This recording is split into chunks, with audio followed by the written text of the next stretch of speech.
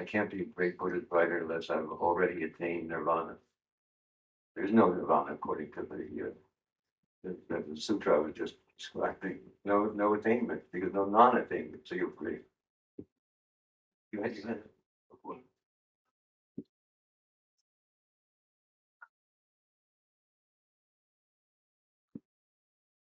When you get there, Williams. yeah, whether you get there, and how you felt about him and his poetry.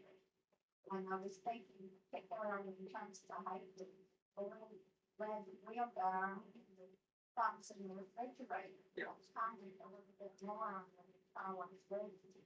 Well, everybody has read some William Carlos Williams here. How many have? Oh, great. Well, New Jersey. Oh, boy.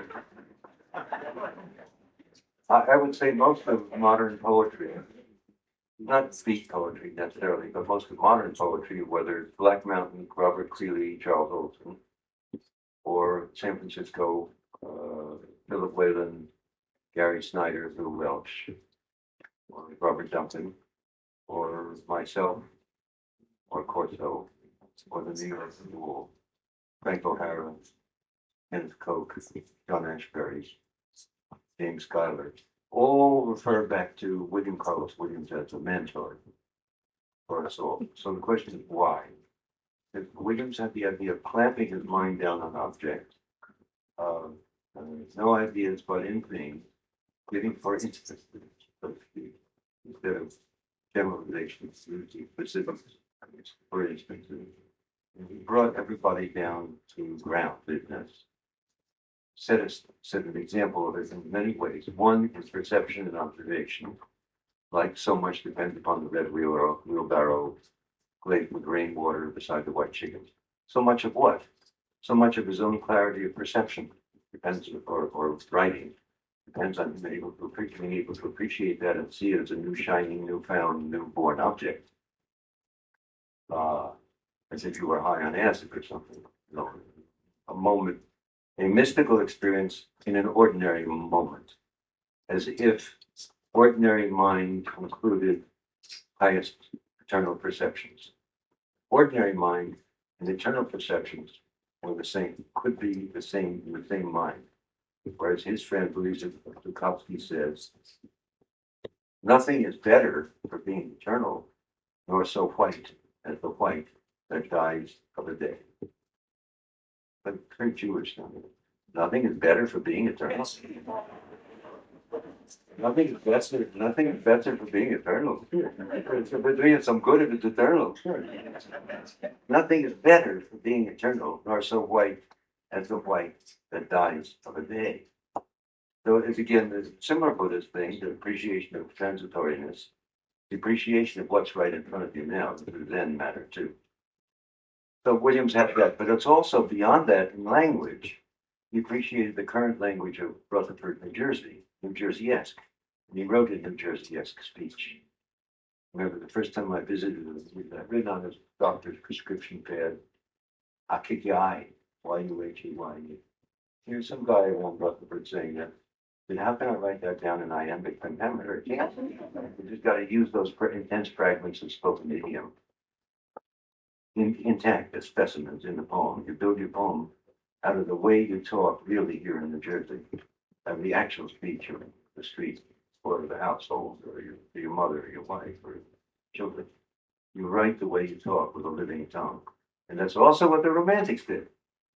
Because Wordsworth, in his preface to Lyrical Ballads and along with Coleridge, was pointing out that you had to update the diction or the use of words and the way you would talk so it just didn't sound like a rehash of older poetry, but was the intelligent speech of intelligent people right now in the present. But it didn't necessarily just remind you of recycle old buzzwords from poetry. They had to break out from Pope,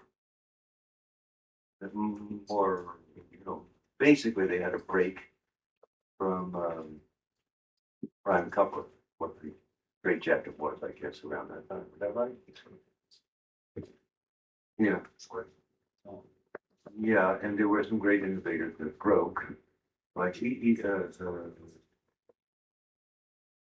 Blake, particularly with a long line, denounced rhyme in a long line and denounced the heavy measure of the rhyme couplet and wrote in books in long verse line.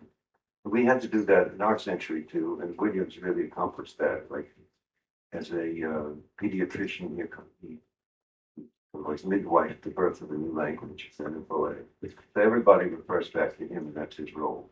Along with several other poets who are not so well known, who are very great, like Charles Reznikov and Karl Rakowski, who are also members of that same school, activist or objectivist. And their allies were found before them. Yeah. I haven't heard you mention Cassidy tonight. When you mentioned in court, but you know the first lyrics by Lalon. On the other side, do you consider him part of the court writers? Sure, in a lot of ways. But there is another book. There are two other books, by the way. There is a book put out by Creative Arts Press, his letters to me, my letters, our correspondence, called As Ever. It's been out about 15 years. And there's a new book that just came out 2 years ago, Letters to His Wife from Jail, called Grace Beats Karma. Grace transcends karma. Grace beats karma. And they're very funny letters, very well written. Now, his contribution was very interesting. It's like that every third thought shall be my grave. The consciousness of the chain of thoughts or the sequence of thought forms arising at the present moment when you're writing. Cassidy was very good at recollecting the sequence of thought forms in a conversation that would lead up to the present moment when everybody woke up and realized what they were talking about. They would say, harkening back 7 thoughts back, then you could actually retrace remembered and retraced the chain of thought that led to the present moment. He was particularly good on it when everybody else was confused on marijuana and he couldn't remember anything. And with short-term memory, he had very long-term memory on that. And that apparently, so his ingenuity was consciousness of his mind and the texture of his mind. And from letters to Kerouac, that's what influenced Kerouac so much. That to turn Kerouac to appreciation of his own mental flow, the flow of thought forms. And from that, Kerouac got the idea of spontaneous poetry or prose, imitating that mental flow. I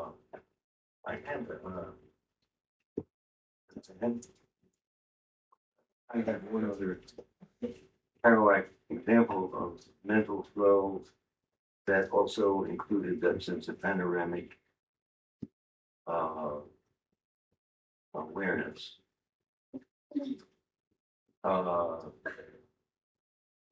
Well, see what this sounds like. 110th chorus. It's a sheer example of improvisatory mental flow, and at the same time, mind opening out some kind of vast landscape and closing back together. I know how to, 110th chorus. I know how to withstand poison and sickness known to man, this boy. I'm no apprentice when it comes to remembering the eternity of suffering quietly I've been through without complaint. Sensing inside pain, the gloriful mystery. Afternoons as a kid, I'd listen to radio programs to see the scratch between announcements. Only knowing the invalid of afternoons as a kid, I'd listen to radio programs to see the scratch between announcements, knowing the invalid of glad only because he's mad enough to appreciate every little thing that blazoned there in the storm of his eye. Transcendental, in the storm of his eye, transcendental inner mind, where glorious radiant howdahs are being carried by elephants through groves of flowing milk, past paradises of waterfall into the valley of bright gems, berubying an antique ocean floor of undiscovered splendor in the heart of unhappiness. So, well, that's mind flow. And it also that the camera pans out to the transcendental inner mind where glory the radiant howdahs would be carried by elephants through groves of flowing milk, past waterfalls and waterfall. It's like this gorgeous Shakespearean landscape that suddenly comes up and then ends. But I think he got that sense of mind flow from Cassidy. And I think that was Cassidy's big contribution, basically. I was wanting to finish with one of the last of the Kerouac, Mexico, the opening. The sound in your mind is the first sound that you could sing if you were singing at a cash register with nothing on your mind. And it was that unintentional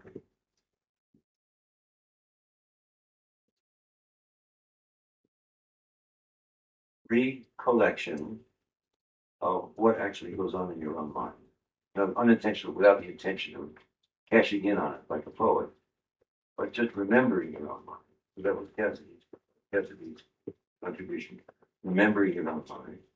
And in Buddhism, they call it mindfulness, and they cultivate it by meditation practice, by trying to focus on the breath.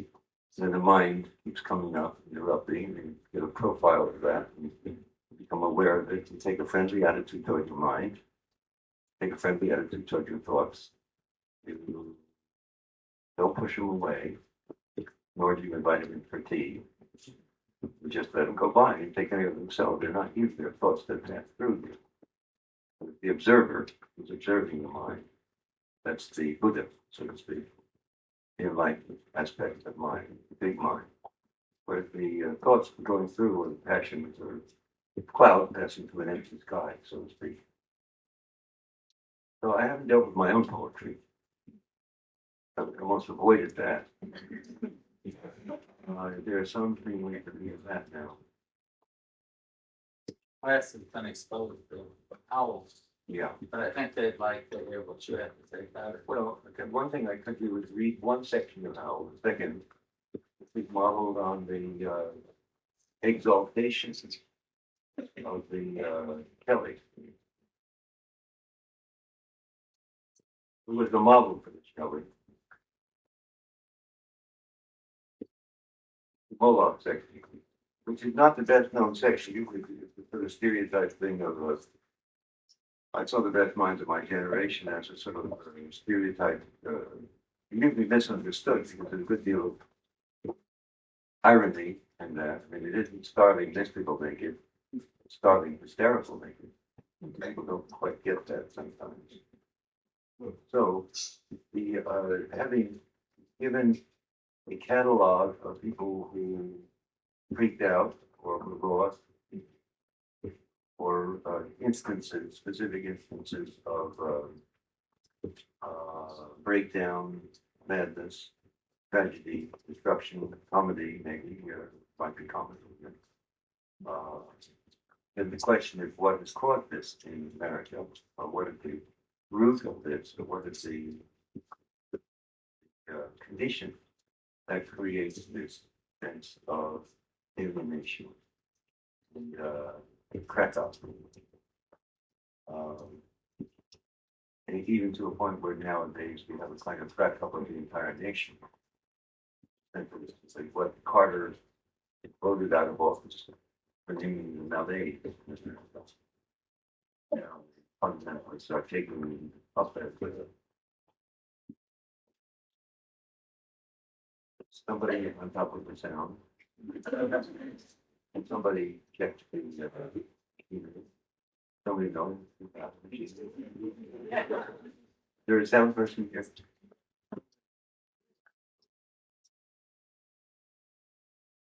There's a sound person here.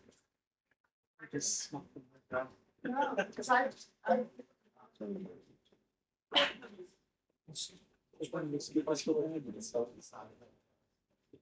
The mind's real. Is that any better? Yeah. Okay. So the question, what's the problem? It starts with maybe something external, Moloch.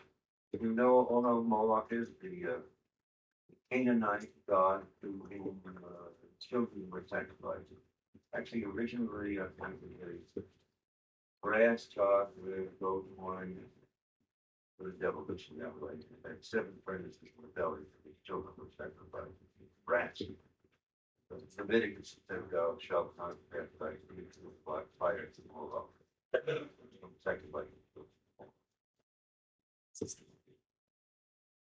So it begins with naming external divinity Moloch, identified with hyper-technology and hyper-industrialization, but really resolves itself in the Buddhist state that Moloch was in the mind.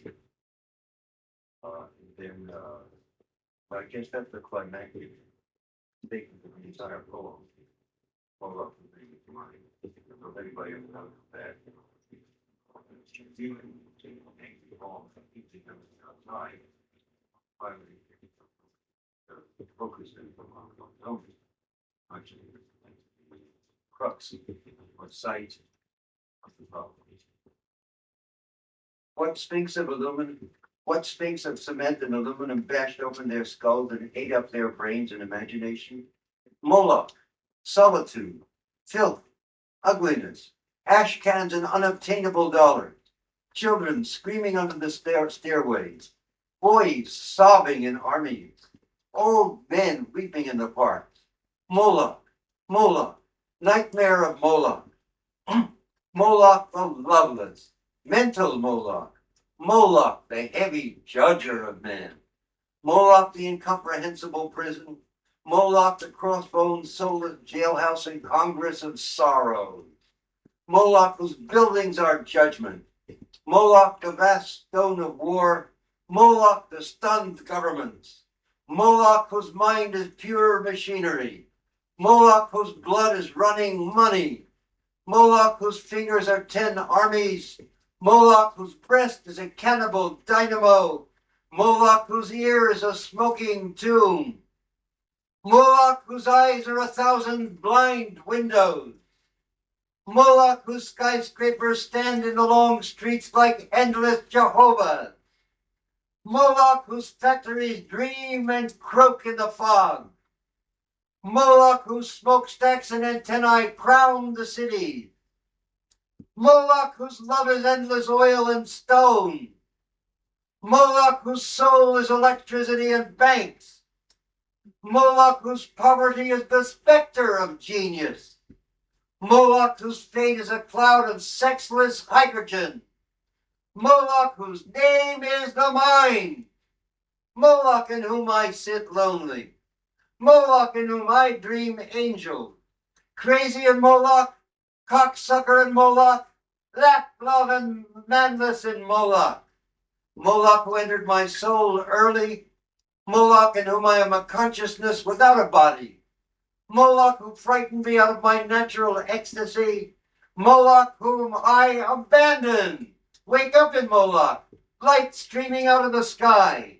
Moloch, Moloch, robot apartments, invisible suburbs, skeleton treasuries, blind capitals, demonic industries, spectral nations, invincible madhouses, granite cocks, monstrous bombs.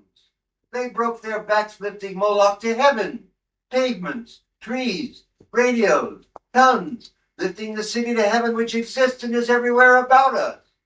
Visions, omens, hallucinations, miracles, ecstasies, gone down the American river. Dreams, adorations, illuminations, religions, the whole boatload of sensitive bullshit. Breakthroughs over the river, flips and crucifixions, gone down the flood, highs, epiphanies, despairs, 10 years animal screams and suicide, mind, new loves, mad generation, down on the rocks of time, real holy laughter in the river. They saw it all, the wild eye, the holy yell. They bade farewell. They jumped off the roof to solitude, waving, carrying flowers, down to the river, into the street. So I don't know if you get it.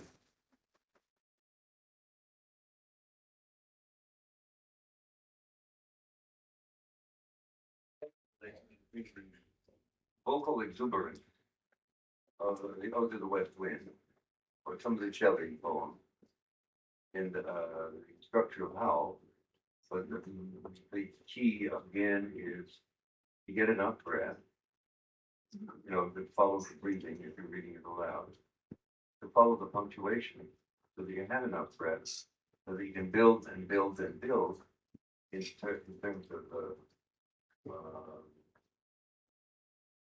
pitch of vowel that builds musically from what stinks of sniffing aluminum all the way up to monster bomb or whatever.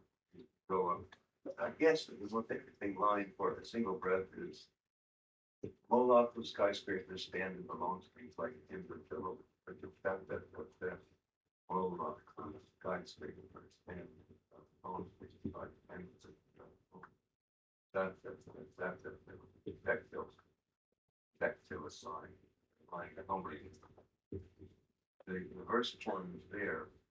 The rhythms are probably more like Greek, classic Greek rhythms, dithyrambic and choriambic rhythms, than the simplistic rhythms of the new formulas conservatives would like to reimpose the poetry. Limited gamut of and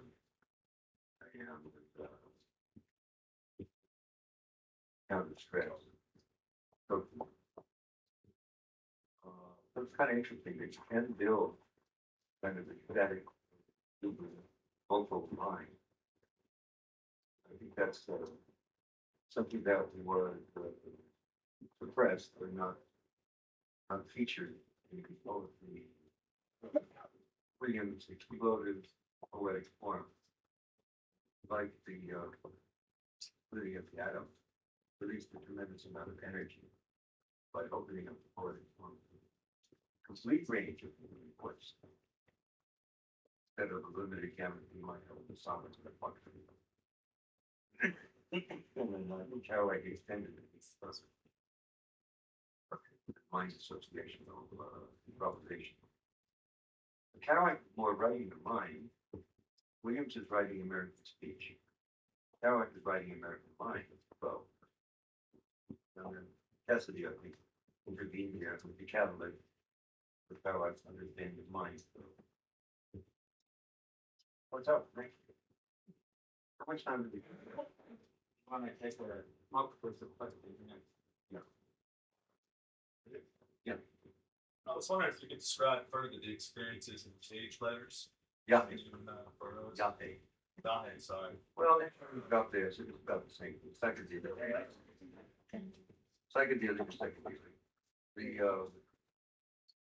The thing there, though, you might call it an extension of diet, just taking drugs. This might be peyote or mushrooms, that's the extension of diet. Like macrobiotic. I mean, they eat macrobiotic diet and it gives you a more around there. You need to carry that soul. You eat macrobiotic, you carry it kind of rapidly with your sense of these are morale changes. The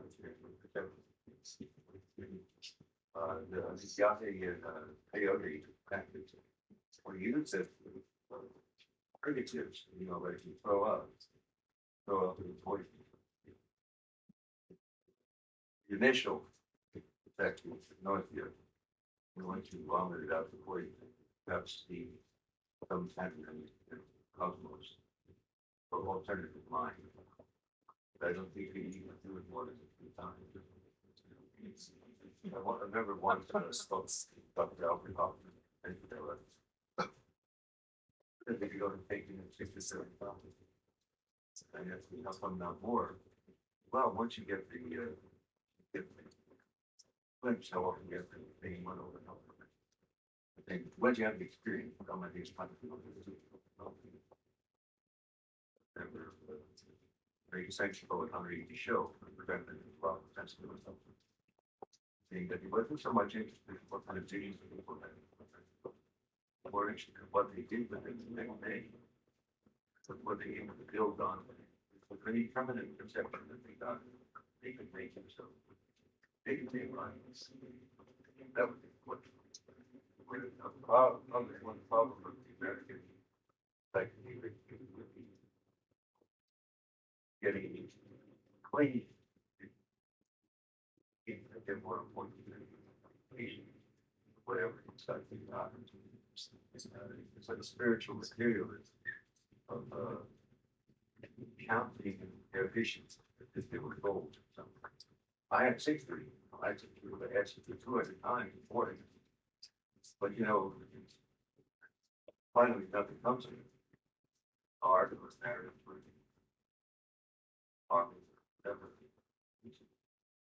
So it's a question of what grounding gives. That's the same as Buddhism and Zen.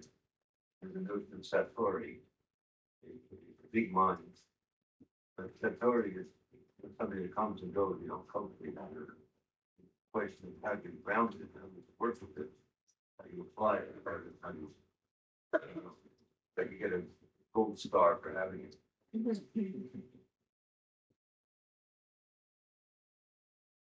Can everybody hear? Okay, so in this case, you panoramic awareness. Awareness of the space in this room, so that you're addressing the person furthest away from you that they can hear. Did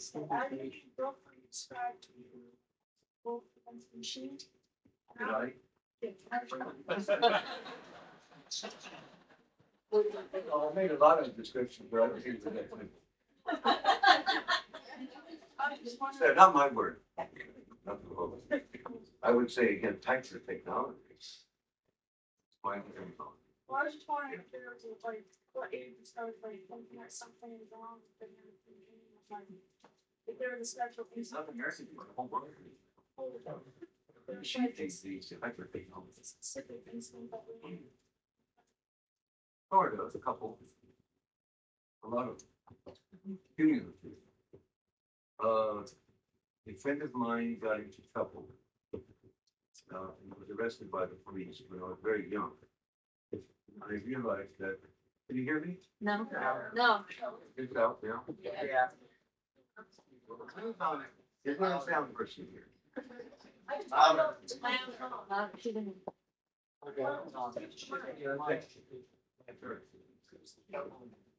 Can you bring it down for a second?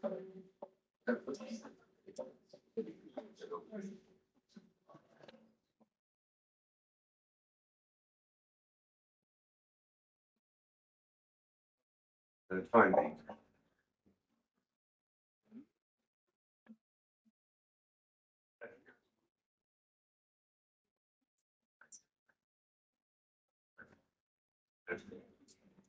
Okay. The question was when cumulative incidents that took me out of my so-called dogmatic slumber. A lot of them. I grew up wanting to be a labor lawyer, having remembered from New Jersey Patterson Foot strikes. My mother departed. The history of workers' struggle against bosses. Use of police, which is still done, strike fighting. The attempt at the destruction of the labor movement. And I wanted to be a labor lawyer.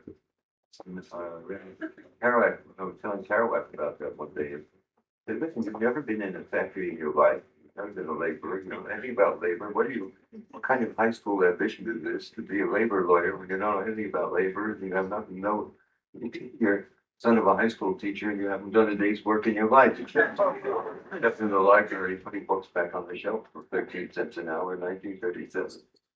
I suddenly realized that I was living in a kind of daydream. So it's awakening of my own mind. Then a friend of mine got busted and sent to jail for manslaughter. And I realized that the law, though as a generalization, the law might be good, it didn't fit that case. You know, that the law really had nothing to do with what was going on there. That was like a tragedy of another dimension in another human realm. That's all the law was, functions with abstract rules. People paid to follow those abstract rules, whether or not they fit the situation. Then got into a conversation about is art social, and does it require an audience, or is it solipsistic? If you carve a walking stick, you got art. And if you put the walking stick on the moon, where nobody saw it, would that still be art? And as an old lefty, I said, it's got to be social. And there was this friend I was with who was smarter than me, because it's got to be solipsistic, art for art's sake. And we took our argument to Burroughs. He said, "'Tis too starved an argument for my sort." The words of the immortal bard. Then he explained, art is a three-letter word. You're arguing about what art is. This is something, but art is anything you want to define it. You've got to agree how you want to define the three-letter word. It's not a word which has a built-in essence from God that it means one thing. It's whatever way you want to use the word. So there's no point in arguing about beauty, truth, whatever. How do you want to use the word? You want to define it as social, or you want to define it as both, or you want to define it as neither? What? Those things were sort of a breaking the crust of my opinionation. Just sort of automatic nature of stereotype buzzword opinionation thoughts that you grew up with from high school or something. Then I remember I finally met somebody who was a junkie, and I realized that he was sick, and then it was like medicine. He needed medicine like diabetes. That I said, you should go to a doctor for a cure. He said, oh, doctors don't treat junkies anymore. They used to. It was till 1935. Then the Treasury Department, Narcotics Bureau, drove them out of business. I said, you mean they violated their Hippocratic oath to cure people or see people who are sick? He said, yeah, the government intruded on it. I realized that the whole drug thing was a scam. And then around the same time I smoked some pot, realized that the whole government idea of pot was a scam too. That it was something that, drove you to insanity, frothing at the mouth, but younger. So I began questioning the whole setup of ideas that were laid out by the media, by the government. And then I was gay, and I realized that that was normal. It was me or something. What was all the big fuss about? Why was that considered a criminal, or was there a law about it? Was it shameful? And I just woke up and said, who put this scam on everybody? And if drugs, grass, and sex, if the government and the media have such a perverted view of grass and sex, what about money? And I began reading Edgar Pound on money and use it. And what about war? What about the military? And what about, everything? Chinese medicine, about everything, about poetry. Then around 1950s, I began noticing the military budget was creeping up, and then the military was beginning to take over the country as sort of the central god of a reference point, as if that had more authority than anybody else. And by 1959, Life magazine came around to interview us, the generation writers. And I said, I always thought I was onto something, but if Life magazine thinks that we're interesting, they must be awfully impoverished of mind. They must be in a bad way if they think that we got it. They think that we got an official sort of newspeak magazine. Think that we got something going. I remember laying in bed trembling with the responsibility to realize America was completely nuts. That was our job to make some change, to break through the crust of habitual thinking and thinking what really, where is our heart? Where is compassion? Where is feeling? Where is subject? Who are we? What is all this stuff about? So fiends. The notion of classifying a human being as a fiend, like a witch or a fiend or a fiend. You think the word fiend, no fiend. The common classification, somebody maybe smokes grass, no fiend. The notion of a fiend, a human fiend, seemed to me so nightmarishly, outrageously insulting to any human spirit. Somebody in trouble, somebody was sick or something. Then it's one thing after another like that. Then I went to Vietnam in '63 and talked to most of the reporters there, like David Halberstam, famous for books later. In 1963, they said that it was impossible to win the war because the Vietnamese didn't like us. And anyway, the Vietnamese were allied not with the Chinese, but with the Russians against the Chinese. There was always a fight between the Chinese and the Russians. I mean, the Chinese and the Vietnamese, so the borders.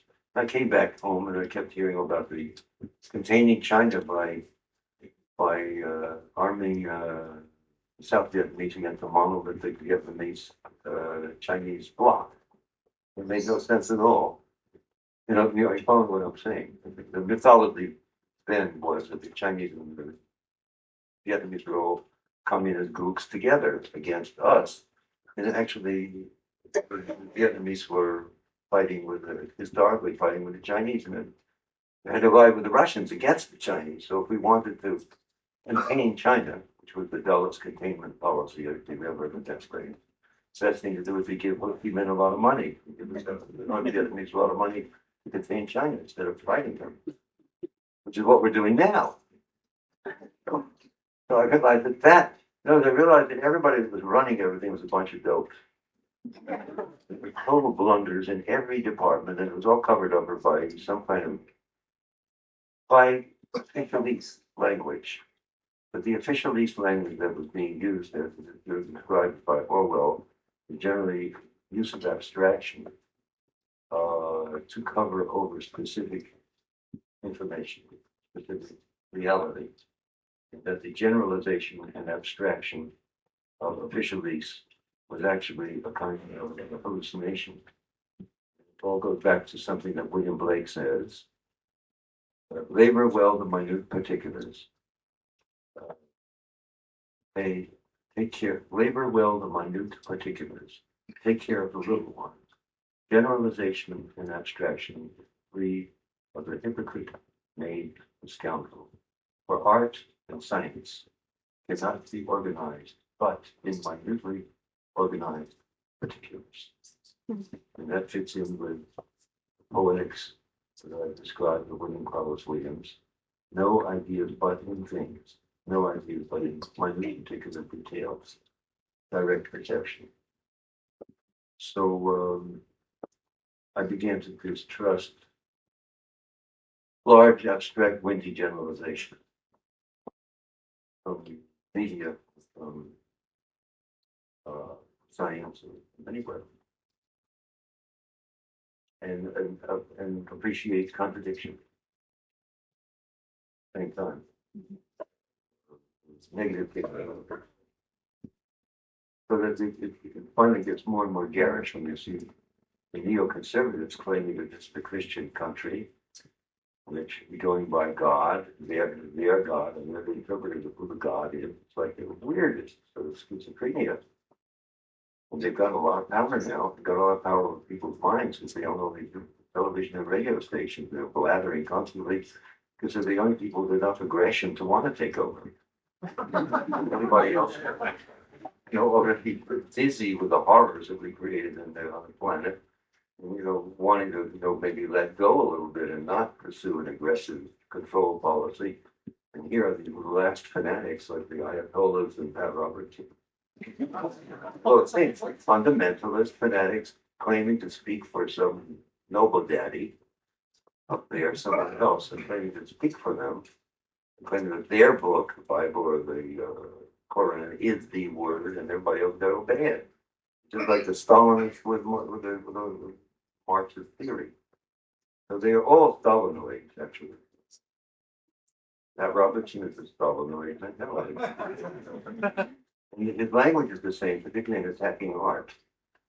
Stalin's attack on art was on the greatest poets that he sent to the concentration camps.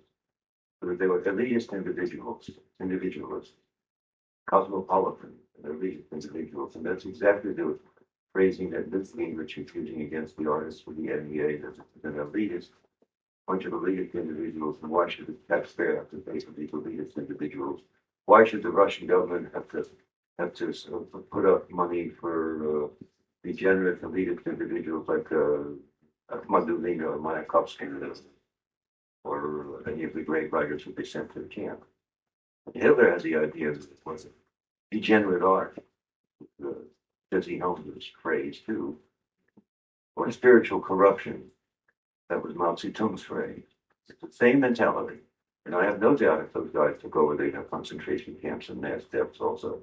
They believe that they have the word of God, just like Stalin believed he had the word from from Marx, although he was faking it. Mao thought he was the ultimate arbiter of what was reality. These guys think that there's one reality. There's no sense of negative capabilities. The two things can exist in the same mind at the same time. They have no sense of that, but are trying to impose a monotheist absolutism known in the American East as the inerrancy theory of the Bible. Inerrancy. The Bible is making no errors, so you have to go back to that. That's Pat Robertson's basic thing. Trained by, there's a guy behind it all, actually. There's one elder power behind the throne to train Billy Graham, Pat Robertson, Falwell. Did we hear that? The Reverend W.A. Criswell. Anybody ever heard of him? Criswell. I think he's got a church inerrancy or something like in California. But the two guys, the guy named William Brush Dooley and another guy named Criswell, who actually was a mentor to all these fundamentalists, televangelists, theopoliticians. I think they have the same capacity for concentration camps because they believe that they are divinely inspired to the extent that they're not hypocrites. You know, they'd be better off as hypocrites. They'd be giving them the credit for being sincere. Are they hypocrites or are they sincere? Do they really believe what they're saying? Who knows? Don't even know. That's the worst part of it. And never, whether it's a scam, conscious scam, or whether they really believe that shit. Like, the Bible is inerrant. The world was born in 4004 BC. And not even as a symbol, but as literal thing. So we're faced with that, and I think that's why there is such a renaissance of interest in the beat generation. Because there's a beat generation with a lot of individuals who had a sense of humor, tolerance, and variety, sexually and metaphysically, and respect for spirit and respect for meditation, and an actual interest in examining the mind. And above all, an interest in curbing our own aggression. And apparently the mentality of the all-American spirit from Reagan on up to the in free market aggression is very important. And aggression wins. And aggression is the macho character rather than a generosity of spirit or openness of spirit. But this does seem to be a Darwinian aggression psychology that's being cultivated politically and psychologically in the country, reinforced by television and reinforced by all this mental aggression of I'm talking for God and I know God and you don't know God. So we're in for what Pat Buchanan does call a spiritual battle, a battle for the soul of America. It's real interesting. And I think very, very often, very, very early, a lot of the beat writers realized that there was that's in Whitman when he says that unless, in the preface to Democratic Disputes, where he says that unless citizens develop affection for each other, actual affection, the glue for democracy, this nation was doomed to impotence and a status among his phrase, the damned of nations, among the damned of nations. We have so much power. What's the remedy he suggests? Tenderness. What's the remedy the right wingers suggest? certainly isn't tenderness in some kind of moralistic, harsh, judgmental, put down, sourpuss thing. I think these generations feel more glee. Were there ever any minority black beats in the line of Leroy Jones or Louis Armstrong? Yeah, quite a few.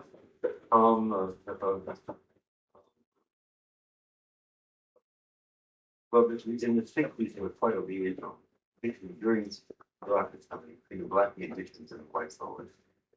Black poets, white poets, like Ian Spellman, David Henry, Ishmael Reed, Quincy True, among others, famous black poets.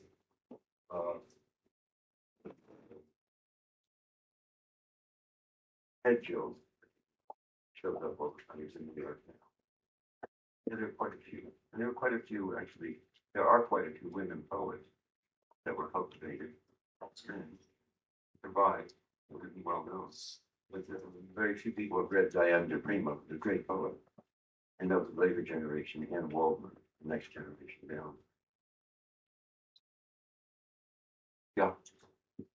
Respecting the influence that you and your beat generation had to sort of give a voice to counterculture or something that would. That we were giving a voice to our own subjective perceptions, as individuals. Yeah. Yeah, but everybody has subjective perceptions, so it gets generalized to be called, well, that's the counterculture because it isn't like television.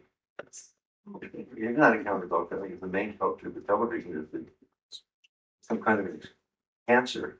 Yeah, we're not a counterculture. Yeah. But we did have a party line and a unified view. But you gave voice and, in a sense, unified a lot of us. Yeah. Um, One touch of nature makes the whole world kin. Or the old thing, what oft was thought, but ne'er so well expressed. Or if somebody says something that's real, everybody said, oh yeah, I thought that too. About, I think 2 years ago, I heard Ram Dass speak at Princeton. Mhm. And his phrase was, if you thought the 60s were something, wait until the 90s. Well, he's always sort of like dramatizing. My real question is, do you see young people today finding a voice like the poets in your generation? Do you see that capability to galvanize them? Yeah, actually, among the younger poets that I like, there's a young music poet called Beck. Anybody know him? He's a really good poet and really unique and individual that goes back to old blues tradition. Would you count him a poet? I find it really interesting. There's an 19-year-old kid in Chapel Hill called Jeff Mano, who did this astoundingly with two pamphlets in a row, one when he was 18, one when he was 19, were published, that were amazing poems that really blew my mind and made me cry. It was so nice. Previous generations have always turned out like, in one generation after mine, or two, I don't know, there's Anne Waldman, Ed Standard, Ted Berrigan, Bob Dylan, the whole the Beatles, who are all poets, with music or without. Following that, but they haven't been picked up on properly by the Academy. They're not in anthologies yet. Poets like David Cope, Ambler. Cope is where Michigan's Ambler, Milwaukee. There's a great poet, I think, a very good poet, near great, in New Brunswick, Elliot Katz. Social work, like a strong line social poem, really good. And was a spark plug around Rutgers for a little while, and it's still there. There's a really interesting magazine from Hoboken called Long Shot, which carries a lot of these people. So I think, sure, first of all, there's such a renaissance of poetry reading and poetry workshops and rap and cafes and coffee shop readings. So the compost is there for the growth of a lot of There's an audience. And so a lot will grow out of that. And a lot has come, as far as I can see. I don't think it's Maggie Estep. I think it goes to the love of Luther. She's more of an entertainer. I think. But sure, yeah. Do I know consciousness? Yeah, I know consciousness. Here we are. I don't think I'm a Buddha. I don't know the extent of it. I don't think there is one. My mind is open to itself. You don't believe in the subconscious whatsoever. Well, believe, what is the word believe in? Well, I don't know what the word, what is believe in? Consider the word believe in. It means that I believe in something that I haven't seen, it's subconscious. But there's a subconscious that I'm not in contact with except intermittently, and I believe it's there, or I believe in it. Well, I have dreams, I don't know where they come from, but that's subconscious. The word. The Buddhists have another word, unborn. You can't trace it to its womb. Can't trace it to its origin. That's just because of the word subconscious. But I think that we are much more aware of everything that goes on in our mind than people make out. You know, everybody is aware of wanting to screw their mother, brother, sister. Everybody's had that dream. Very few people have suppressed it 100%. That it's totally unfamiliar and reprehensible. It's just ordinary, everyday mind. It's no big deal. Maybe calling the subconscious is like making it a big deal if it's something secret that nobody's noticed before. I mean, what is the subconscious? Repressed emotion like screw your mother, be screwed by your father, something like that. The word, the incest. Pardon me? I would just think of it as things that isn't really picked up in your conscious perception. Well, it's there, yeah. The whole point of those spots of time of Wordsworth are things that are there that you didn't quite notice, but they're there, and you think of them once every couple months. Is that subconscious or is that conscious? Oh, it's conscious. That's a lot of it. Yeah, but then what if you don't? Well, yeah, but that's just another thought, so I won't cultivate that. So I think there is a question of meditation, of cultivating mindfulness, cultivating awareness of what's going through your mind. I mean, that can be sharpened, but I don't think anything's ever totally submerged in the darkness of some mythical subconscious that never comes to surface and you never notice it. I think people notice everything, but they don't notice what they notice. Recommend the holding of that perception, either in meditation or psychedelic or. Well, meditation or art. I don't think that the drugs do that much good, maybe once or twice, but that's about it.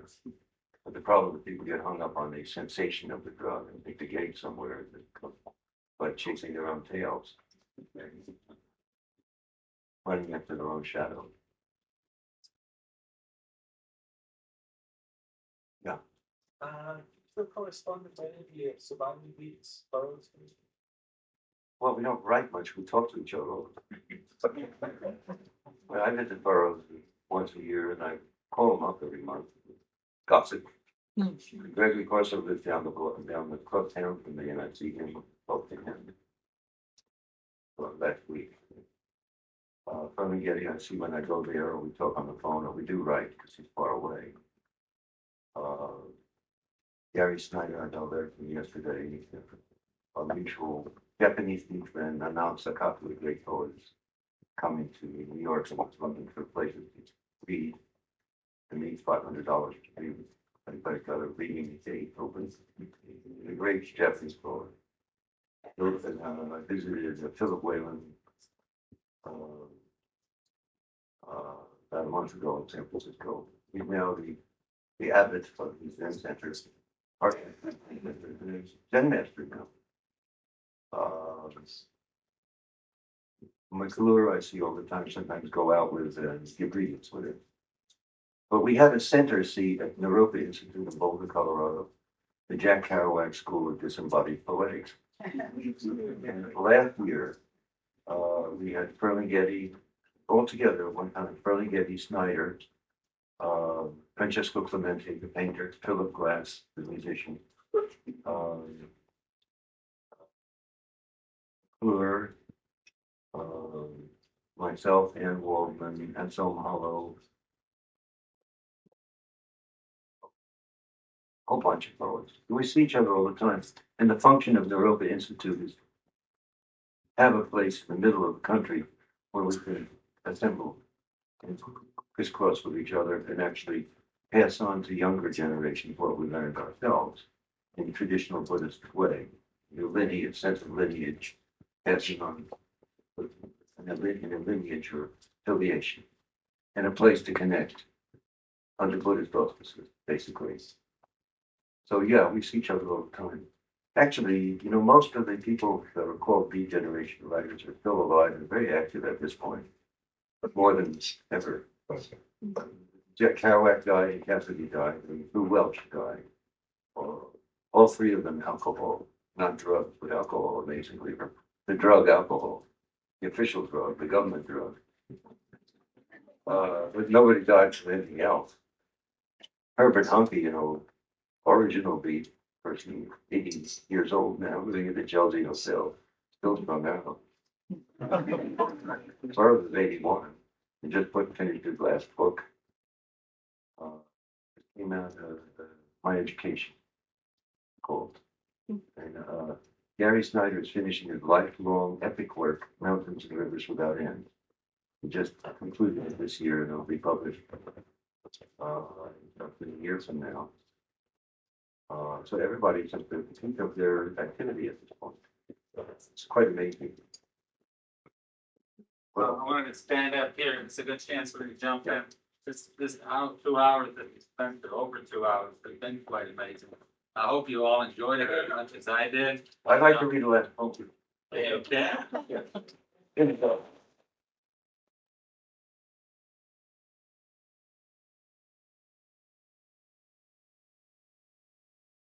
This is a paraphrase of a Howl poetry. The poetry is written by a sort of northern Bengali wandering minstrel writer called Baul. They were a big influence on the not Tagore earlier in the century. And they wear patchwork clothes to carry a one-stringed instrument, ektar. And they sing devotional songs to Krishna, Buddha, Allah, Christ, their own feet, their own noses, girlfriend, bridge. So, I read a book of poetry by Lalon and I made some imitations of the translation. I read the book and I kept waking up at night with more ideas. I'd like to read some poems. This is a series of short. After Lalon, it's true, I got caught in the world. When I was young, Blake tipped me off. Other teachers followed. Better prepare for death. Don't get entangled with possessions. That was when I was young. I was warned. Now I'm a senior citizen and stuck with 1 million books, 1 million thoughts, $1 million, 1 million loves. How'll I ever leave my body? Allen Ginsberg says, I'm really up shit's creek. 2. I sat at the foot of a lover and he told me everything. Fuck off. 23 skidoo. Watch your ass. Watch your step. Exercise. Meditate. Think of your temper. Now I'm an old man and I won't live another 20 years, maybe not another 20 weeks. Maybe the next second I'll be carried off to rebirth, the worm farm. Maybe it's already happened. I know, says Allen Ginsberg. Maybe I've been dreaming all along. It's 2 a.m. and I got to get up early and taxi 20 miles to satisfy my ambition. And I get into this fix, this workaholic showbiz meditation market. If I had a soul, I sold it for pretty words. If I had a body, I used it up, spurting my essence. If I had a mind, it got covered with love. If I had a spirit, I forgot when I was breathing. If I had speech, it was all a boast. If I had desire, it went out my anus. If I had ambition to be liberated, how'd I get into this wrinkled person? With pretty words, love essences, breathing boasts, anal longings, famous crimes. What a mess I am. Allen Ginsberg. Sleepless, I stay up and think about my death. Certainly, it's nearer than when I was 10 years old and wondered how big the universe was. If I don't get some rest tonight, I'll die faster. If I sleep, I'll lose my chance for salvation. Asleep or awake, Allen Ginsberg's in bed in the middle of the night, 4 a.m. Then they came for me. I hid in the toilet stall. They broke down the toilet door. It fell in on an innocent boy. The wooden door fell in on an innocent kid. I stood on the bowl and listened. I hit my shadow. They shackled the other and dragged him away in my place. How long can I get away with this? Pretty soon they'll discover I'm not there. Then they'll come for me again. Where can I hide my body? Am I myself or someone else or nobody at all? And what's this heavy flesh, this weak